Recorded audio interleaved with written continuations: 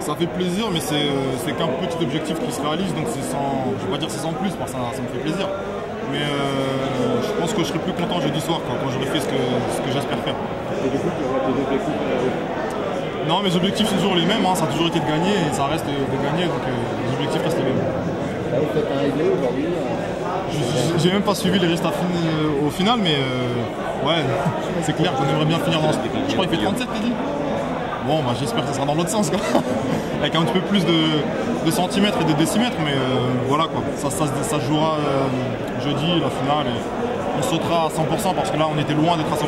La manière dont Teddy saute, il a beaucoup de marge. Et moi c'est pareil, j'ai énormément de marge, donc jeudi on sautera sans retenue, quoi. On sautera pour sauter loin. Pour savoir plus Oh. Bah, je sais pas. Sur ce qu'il a fait là, il a sauté vraiment facilement.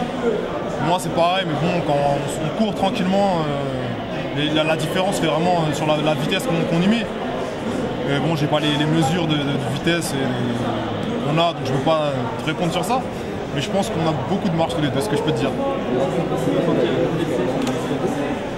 Ouais, j'ai senti une douleur au talon vu que j'ai moins mis de vitesse qu'au premier essai. Donc je vais moins loin, et puis comme je l'ai dit en conférence auparavant, quand je cours plus doucement, les points d'appui au sol sont plus lourds, donc plus douloureux.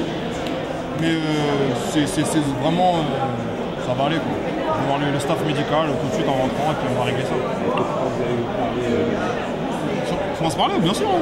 Ouais, ça change rien, ça reste dit. On va partir ensemble, on va nous récupérer ensemble, on va manger ensemble. Mercredi, jeudi, on passe notre journée ensemble. Quoi.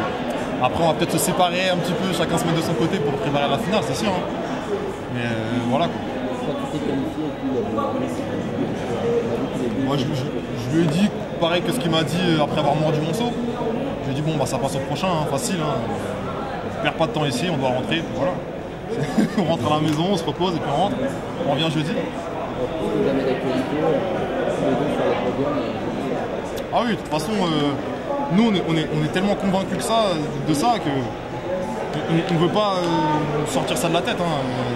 Je pense que ça, je sais même pas si ça nous conforte dans nos idées en fait d'avoir fait 1 et 2 en qualif. Donc voilà, je pense que l'objectif, ça fait vraiment longtemps qu'on espère faire une sélection ensemble et faire un doublé ensemble.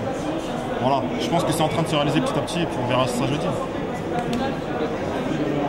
Merci, bonne soirée. Ouais, très belle entrée en matière, mais bon, on a raté le premier essai. Comme je vous disais, mon objectif était de passer au premier essai. Bon, c'est pas grave, c'est passé en finale. Je pense pas avoir lâché beaucoup de jus comme Benjamin. Donc on est tous les deux en forme.